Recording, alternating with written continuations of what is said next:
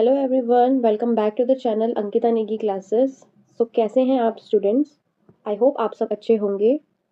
So students, आज हम class 12th का चैप्टर नंबर 2 पॉलिटिकल साइंस का पढ़ेंगे, contemporary centres of powers.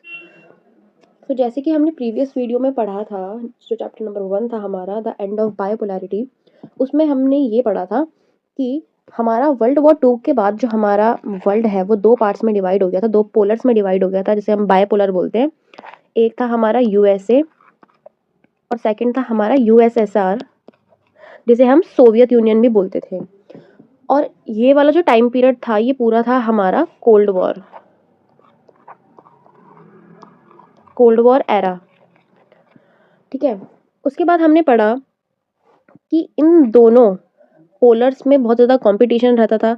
USA फिर भी काफ़ी अच्छा था उस टाइम पे और यूएसएसआर थोड़ा पीछे था, लेकिन यूएसएसआर इसको कम्पीट करता था, जिस वजह से यूएसएसआर ने अपनी वहाँ पे काफ़ी ज़्यादा क्राइसिस होने लगे और जिस वजह से हमारा जो यूएसएसआर था वो टूट गया, बिखर गया।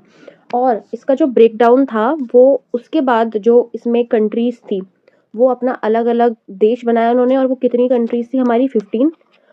उसके बाद हमारे वर्ल्ड में क्या हुआ ये हम अब इस चैप्टर में पढ़ेंगे, जो हमारा इस चैप्टर का नाम है कंटेम्प्रेरी सेंटर्स ऑफ पावर। तो पढ़ते हैं। After the end of bipolar structure of world politics in the early 1990s में, जब हमारा जो बायपोलर स्ट्रक्चर था ये वाला, इसका जब एंड हो गया तो उसके बाद it became clear that new centres of political and economic power could limit America's dominance. कि जो अमेरिका है, यूएसए है, ये तो काफ़ी ज़्यादा बड़ा है, ठीक है, और ये हमारे जो पूरे वर्ल्ड में खाली एक ही महाशक्ति थी उस टाइम पे। तो इसको कंट्रोल करने के लिए, इसकी पॉलिटिकल और इकोनॉमिक पावर को कंट्रोल करने के लिए हमें को एक नई सेंटर्स ऑफ पावर चाहिए, और इसी को ध्यान में रखते हुए हमारा बना था European union. After the Second World War, America extended massive financial help for reviving Europe's economy. It was called the Marshall Plan. जब हमारा वर्ल्ड वॉर 2 ख़त्म हुआ उसके बाद अमेरिका ने फाइनेंशियल मदद करी थी यूरोप की, उसकी इकोनॉमी को एक अच्छा तरह प्रिपेयर करने के लिए, जिसे हम बोलते हैं मार्शल प्लान। उसके बाद जो काउंसिल ऑफ यूरोप था, यूरोप का जो काउंसिल था वो बना था 1949 में। किसके लिए? ताकि वो पॉलिटिकल कोऑपरेट कर सके। उसके बाद यूरोपियन इकोनॉमिक कम्युनिटी बनी थी 1957 में।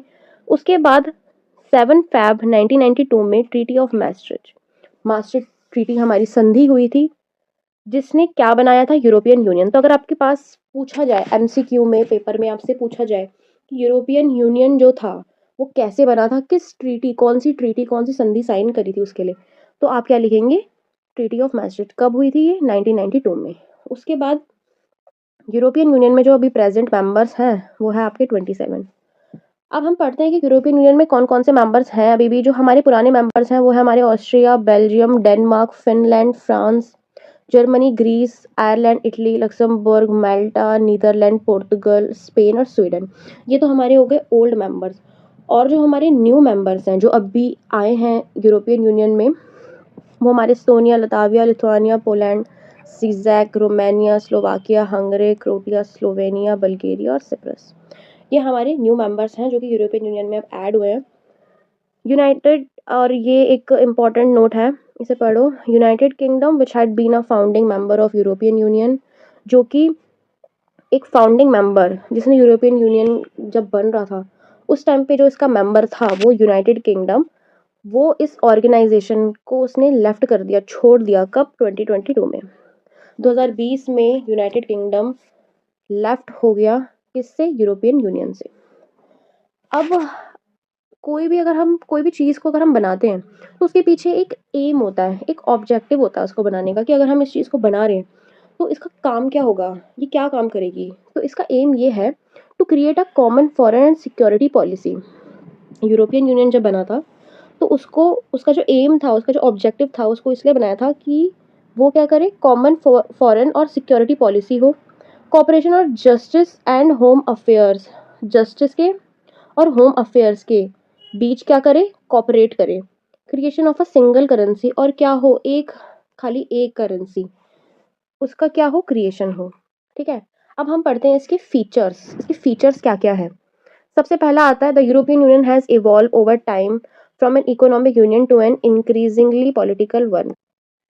तो इसके जो फीचर्स हैं यूरोपियन यूनियन के, सबसे पहला फीचर है इसका कि जो यूरोपियन यूनियन है वो यूरोपियन यूनियन हमारा इकोनॉमिक यूनियन के साथ साथ एक पॉलिटिकल यूनियन भी बहुत जल्दी टाइम के साथ बन चुका है। जैसे कि इकोनॉमिक यूनियन का मतलब है एक आर्थिक संघ, ये आर्थिक संघ के साथ एक बढ़ता हुआ क्या बना, राजनीतिक संघ भी ये बना है। चलिए अब आती है हमारी नेक्स्ट स्लाइड, जो कि है सेकंड पॉइंट हमारा इसके फीचर्स का है, इसकी विशेषता है it has started to act more as a nation state. Means अब ये एक अलग राष्ट्र की तरह क्या करता है, व्यवहार करता है, एक्ट करता है।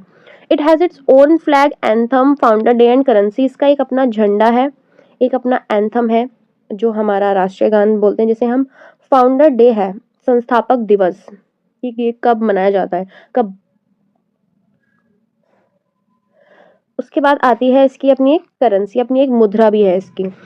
फोर्थ पॉइंट है it also has some form of a common foreign and security policy in its dealing with other nation. इसकी अपनी खुद की एक कॉमन सामान्य क्या है, विदेश नीति है, और क्या है, सुरक्षा नीति है, जब ये और देशों के साथ क्या करता है, डील करता है।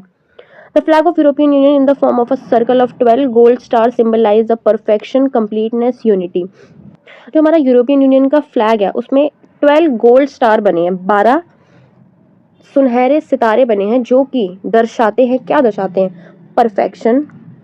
परफेक्शन का मतलब होता है पूर्णता, की अपने आप में बिल्कुल परफेक्ट है ये। कंप्लीटनेस और unity, Ekta. While the attempts to have a constitution for the European Union have failed, लेकिन जब ये अपना संविधान बनाने जा रहा था तो इसके काफ़ी ज़्यादा अटेम्प्ट्स क्या हुए हैं, फेल हुए हैं। मतलब ये अपना संविधान बनाने में काफ़ी बार क्या हो चुके हैं, फेल हो चुके हैं। अब आते हैं इसके फैक्टर्स, फैक्टर कह लो या फीचर्स कह लो, इसकी विशेषताएं बोलो कि जो यूरोपियन यूनियन को एक स्ट्रॉन्ग बनाती है। इसका economic influence of European union, इसका इकोनॉमिक मीन्स आर्थिक, आर्थिक शक्ति के रूप में यूरोपियन यूनियन को हम कैसे बोल सकते हैं कि ये स्ट्रॉन्ग है। तो सबसे पहले वर्ल्ड्स सेकंड बिगेस्ट इकोनॉमी है ये, जो हमारा वर्ल्ड है, विश्व की दूसरी सबसे बड़ी आर्थिक व्यवस्था है, जिसकी जीडीपी है क्या है, more than 17 trillion dollars in 2016, next to the USA. ठीक है, इट्स करेंसी यूरो, इसकी कौन सी है, अपनी खुद की करेंसी जिसका नाम है यूरो। पूछ सकते हैं यूरोपियन यूनियन की कौन सी करेंसी है, तो क्या है, euro. Can pose a threat to the dominance of the US dollar, और ये क्या है, यूएस डॉलर को क्या करती है, डोमिनेट करती है। Its share of world trade is much larger than that of the USA, USA में इसका, यूएसए से इसका क्या है, शेयर वर्ल्ड ट्रेड में ज़्यादा है। The European Union has become more assertive in trade disputes in the USA and China. इसके यूएसए और चाइना के साथ क्या है, काफ़ी ज़्यादा विवाद रहते हैं। ठीक है, किसको लेके, ट्रेड को लेके, व्यापार को लेके। Its economic power gives its influence over its closest neighbour as well as in Asia and Africa. इसकी जो इकोनॉमिक पावर है वो काफ़ी ज़्यादा क्या करती है, अपना इसके पड़ोसी जो हैं पास के, उनसे क्या करती है, वहाँ पे काफ़ी ज़्यादा इन्फ्लुएंस डालती है, प्रभाव डालती है, और वो कौन कौन से, एशिया और अफ्रीका में। It also functions as an important bloc in international economic organizations such as World Trade Organization. WTO की फुल फॉर्म है वर्ल्ड ट्रेड ऑर्गेनाइजेशन, और ये क्या है, आपका एक व्यापार संगठन है, ट्रेड को लेके बनाया गया है आपका व्यापार। ठीक है, उसमें क्या करती है, ये एक महत्वपूर्ण, एक इम्पॉर्टेंट ब्लॉक के रूप में दर्शाती है। अब इसका पॉलिटिकल इन्फ्लुएंस हम पढ़ेंगे। France the member of European union hold permanent seat on the United nation security council. अगर हम बोले कि ये राजनीतिक, राजनीतिक इसका प्रभाव कैसा है, राजनीतिक रूप से ये कैसे स्ट्रॉन्ग हम बोल सकते हैं इसको, जो इसका मेंबर है फ्रांस, हमने पढ़ा था कि जो इसका फाउंडिंग मेंबर है उसमें फ्रांस भी है। ठीक है, फ्रांस जो कि इसका मेंबर है वो एक परमानेंट सीट होल्ड करता है, किसमें, United nation security council, UN में, यूएनओ। ठीक है, उसमें क्या करता है, परमानेंट सीट है किसके पास, फ्रांस के पास। The European union include several non permanent member of the UNSC, और इसके जो नॉन परमानेंट मेंबर्स भी, जो यूएनओ है हमारा, ये यूएनओ जो है हमारा, इसमें और भी क्या है, कंट्रीज आती हैं, लेकिन वो नॉन परमानेंट मेंबर्स में होती हैं। ठीक है, आगे हम पढ़ेंगे यूएनओ के बारे में कि यूएनओ सबसे ज़्यादा स्ट्रॉन्गेस्ट हमारी एक ऑर्गेनाइजेशन है। तो जो हमारा यूएनओ होता है उसमें हमारे 15 मेंबर्स होते हैं, जिसमें कि हमारे 10 जो होते हैं वो नॉन परमानेंट होते हैं और 5 हमारे क्या होते हैं, परमानेंट मेंबर। तो जो 10 नॉन परमानेंट मेंबर हैं वो यूरोपियन यूनियन में क्या है, इंक्लूड है। उसके बाद हम इसका पढ़ते हैं मिलिट्री इन्फ्लुएंस। ये एक मिलिट्री के तौर पे, ठीक है, सैन्य प्रभाव इसका कैसा है। European Union armed forces are the second largest in the world. इसकी जो आर्म्ड फोर्सेज हैं, जो इसकी सेना बल है, वो क्या है, विश्व में सेकंड लार्जेस्ट है। टोटल स्पेंडिंग जो इसकी डिफेंस में है वो यूएसए के बाद कौन से नंबर पे आती है, दूसरे नंबर पे। European union member state France also have nuclear arsenals. जो कि इसका मेंबर है यूरोपियन यूनियन का फ्रांस, उसके पास क्या है, अपने न्यूक्लियर आर्सेनल्स। ठीक है, it is also the world second most important source of space and communication technology. और हमारी जो वर्ल्ड में दूसरे नंबर पे जो सबसे ज़रूरी हमारी आते हैं स्पेस के बारे में और कम्युनिकेशन टेक्नोलॉजी के बारे में, ठीक है, कौन आता है, हमारा European Union. Some facts that limits the ability of the European Union, कि ऐसे कौन से फैक्ट्स हैं, ऐसे कौन से तथ्य हैं जो कि यूरोपीय यूनियन को क्या करते हैं, लिमिट्स देते हैं कि ये तुम्हारी लिमिट है, इसको तुम क्रॉस नहीं करोगे। ठीक है, क्या है, जो इसके मेंबर स्टेट हैं, जो इसके सदस्य हैं, मेंबर्स हैं, उनकी क्या है, अपनी अपनी फॉरेन रिलेशन है। ठीक है, विदेशों से संबंध है। और क्या है, अपनी अपनी डिफेंस पॉलिसी है, रक्षा रक्षा नीतियां हैं, जो कि क्या होती हैं, कई बार एक दूसरे से ऑड्स विद ईच अदर, जो एक दूसरे से क्या होती हैं, अलग होती है, मैच नहीं कर पाती। ठीक है, जैसे कि जर्मनी और फ्रांस ने अपोज करा था, जो जर्मनी है और फ्रांस है, उन्होंने अमेरिका ने जो इराक के ऊपर हमला करा था उसका क्या करा था, उन्होंने अपोज करा था, विरोध करा था। वो इस डिसीजन से एग्री नहीं थे। इस वजह से हम बोल सकते हैं कि वो लोग क्या थे, एक दूसरे से, मतलब उनके डिसीजंस काफ़ी ज़्यादा ऑड्स थे एक दूसरे को लेके, मैच नहीं कर पाते थे, एग्री नहीं कर पाते थे सारे। डेनमार्क और स्वीडन जो है, उन्होंने क्या करा था, जो हमारी मैस्ट्रिक्ट ट्रीटी है, जो हमारी मास्ट्रिक्ट संधि है, उसे क्या करा था, उन्होंने अपनाने से विरोध कर दिया था, मैस्ट्रिक्ट संधि को और एडॉप्शन ऑफ द यूरो, कि हम यूरो को क्या करेंगे, एक कॉमन मुद्रा, एक कॉमन करेंसी हम नहीं समझेंगे। इस वजह से उन्होंने क्या करा था, डेनमार्क और स्वीडन ने एक मैस्ट्रिक्ट संधि को और एक एडॉप्शन ऑफ द यूरो को क्या, एक कॉमन करेंसी मानने के लिए उन्होंने मना कर दिया था। ब्रिटेन फॉर्मर प्राइम मिनिस्टर, जो ब्रिटेन के फॉर्मर प्राइम मिनिस्टर मीन्स पूर्व प्रधानमंत्री जो हैं, मैर्गरेट थैचर, उन्होंने क्या करा था, यूके यूनाइटेड किंगडम को यूरोपियन मार्केट से क्या करा था, बाहर रखा था। Britain decided to leave the European Union in June 2016।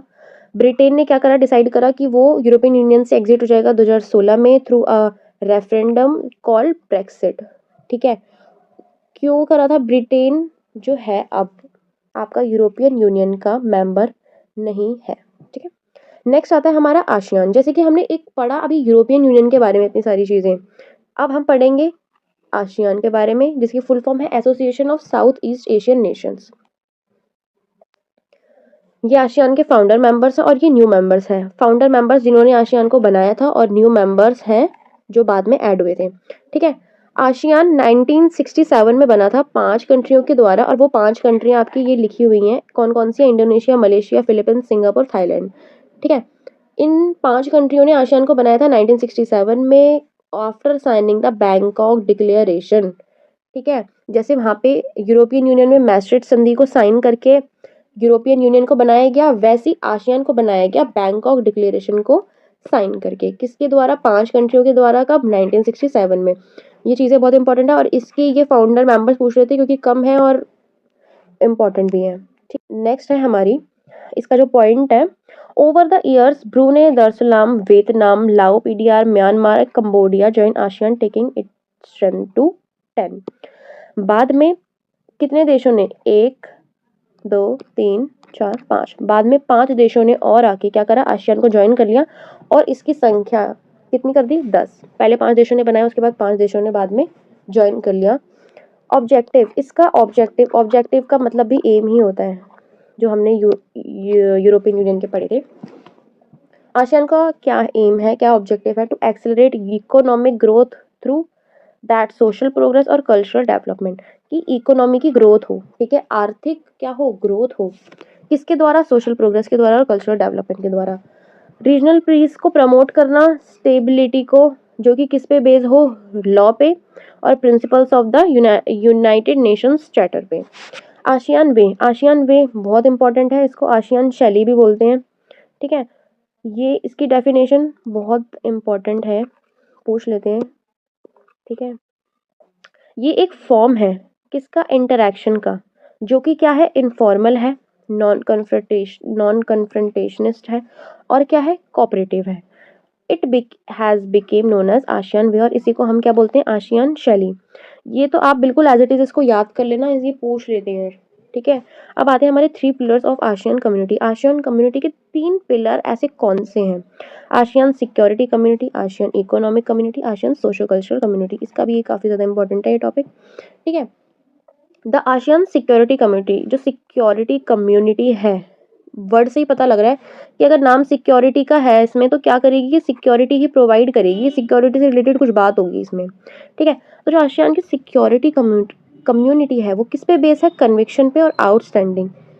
किस कौन से? Territorial dispute should not escalate into armed confrontation, जो कि, तो इसमें ये बोला गया है कि जो आपकी टेरिटोरियल डिस्प्यूट्स हैं, टेरिटोरियल डिस्प्यूट्स मीन जो आपके क्षेत्र में जो विवाद हो रहे हैं, डिस्प्यूट्स हो रहे हैं, वो कभी भी क्या करें? आर्म्ड कन्फ्रंटेशन ना करें। आर्म्ड कन्फ्रंटेशन का मीन्स हथियारों लड़ाई में वो ना बदले। इस वजह से आशियान सिक्योरिटी कम्युनिटी को बनाया गया। उसके बाद ASEAN economic community, economic word से ही पता चल रहा है कि कुछ इकोनॉमी से रिलेटेड बात होगी इसमें, ठीक है। ऑब्जेक्टिव था इकोनॉमिक कम्युनिटी को बनाने का कि एक कॉमन मार्केट हो और एक प्रोडक्शन बेस हो, किसके बीचों में हो? आशियान स्टेट्स में, और जो कि क्या? एड मींस बढ़ाना, क्या बढ़ाए? सोशल और इकोनॉमिक डेवलपमेंट, किसकी? रीजन की। रीजन कौन सा? आशियान, ठीक है। अब सोशल कल्चरल कम्युनिटी को बनाने का ये मतलब था कि जो प्रमोट करे किसको? डायलॉग को और कॉपरेशन को, instead of confrontation between ASEAN state. Means जो हमारे हमारे आशियान के जो हमारे मेंबर्स हैं उनके बीच में जो क्या है? टकराव जो होते हैं एक दूसरे से, ठीक है, या एक दूसरे से कुछ भी डिस्प्यूट कह लो आप, उसको क्या करना? हटाना, ठीक है। और क्या बढ़ाना? उनके बीच में सहयोग बढ़ाना, ठीक है, कॉपरेशन बढ़ाना, किसके बीच में? आशियान कंट्रीज के बीच में। उसके बाद आता है हमारा आशियान रीजनल फोरम, ARF, 1994 में बना था। ऑर्गेनाइजेशन थी कौन सी? That carry out coordination of security and foreign policy, coordinate करे जो कि किसको लेके? सिक्योरिटी को लेके और फॉरेन पॉलिसी को लेके। याद रखना ARF कब बना था? 1994 में बना था, ठीक है। चलिए अब नेक्स्ट स्लाइड आती है हमारी, relevance of ASEAN. Relevance of ASEAN का मतलब है आशियान का महत्व, इसकी इम्पोर्टेंस, ठीक है। The current economic strength of ASEAN, जो आशियान की अभी करंट इकोनॉमिक स्ट्रेंथ है, इसकी जो आर्थिक शक्ति है अभी, specially its economic relevance as a trading and investment partner. और सबसे ज्यादा जो इसका इकोनॉमिक रेलेवेंस मींस जो इसकी आर्थिक शक्ति है, ठीक है। अगर हम इसको आर्थिक तौर पे देखें तो जो इसका ट्रेडिंग है, व्यापार, और जो इसका इन्वेस्टमेंट है, निवेश, उसमें ये काफी ज्यादा क्या कर रहा है? ग्रो कर रहा है, ठीक है। और जो एशियन इकोनॉमीज हैं जैसे कि इंडिया और चाइना, इसको क्या करते हैं? अट्रैक्टिव प्रपोजिशन बनाते हैं, इसको एक आकर्षक प्रस्ताव के तौर पे इसको क्या करते हैं? बताते हैं। ASEAN has focus on creating a free trade area. ASEAN ने क्या करा है? फोकस करा है एक फ्री ट्रेड एरिया बनाने के लिए, किसके लिए? इन्वेस्टमेंट, लेबर और सर्विस के लिए। The US and China have already move fast to negotiate FTA with ASEAN, और जो यूएसए और चाइना है वो पहले ही काफी फास्ट हो गए हैं FTA के लिए, किसके साथ? आशियान के साथ। इंडिया की जो लुक ईस्ट पॉलिसी है 1990s की, और एक्ट ईस्ट पॉलिसी है जो कि 2014 से है, उसने क्या करा है? उसकी वजह से क्या हुआ है? ग्रेटर इकोनॉमिक इंटरेक्शन हुआ है, सहयोग हुआ है, किसके बीच में? ईस्ट आशियान कंट्रीज के साथ, किसका? इंडिया का। India sign trade agreement with 3 ASEAN members, और ये काफी ज्यादा इंपॉर्टेंट पॉइंट है ये वाला, कि ऐसी ऐसी कौन सी 3 आशियान के मेंबर्स हैं जिसके साथ इंडिया ने एग्रीमेंट, ट्रेड को लेके, व्यापार को लेके एग्रीमेंट साइन किया है? आपका मलेशिया, सिंगापुर और Thailand. ASEAN India FTA came into effect in 2010. FTA means free trade area. ASEAN और इंडिया का जो फ्री ट्रेड एरिया है वो कब से आपका इफेक्ट में आया? 2010 से।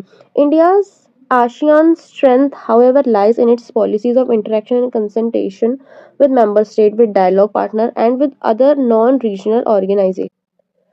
अच्छा, अब आसियान की जो ताकत है वो सदस्य देशों में और जो उसके भागीदार होते हैं, ठीक है, कंसल्टेशन मीन्स संवाद भागीदार, और अन्य हमारे जो नॉन रीजनल ऑर्गेनाइजेशन होते हैं उसके बीच में क्या है? बातचीत, और किस पे बेस है? डायलॉग पे। It is the only regional association that provides a political forum where ASEAN countries and the major power can discuss political and security concern.